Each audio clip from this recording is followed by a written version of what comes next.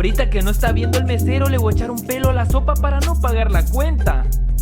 ¡Ey, mesero! Ahorita voy. Ajá, ¿qué pasó, muchacho? Mire, yo no voy a pagar esta comida porque me salió un pelo en la sopa. Pero qué raro, yo no tengo pelo. De seguro del cocinero de ser, vaya a llamarlo. Muchacho, ¿qué pasó con la sopa? Mire, me salió un pelo en la sopa. Qué raro que yo no tengo pelo.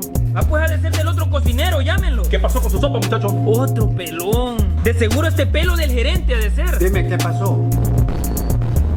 Bueno, si no es de ustedes cuatro, ha de ser de la dueña del restaurante. ¿Qué pasó, muchacho? Mire, ve un pelo me... No, es que ya me llené. Póngamelo para llevar.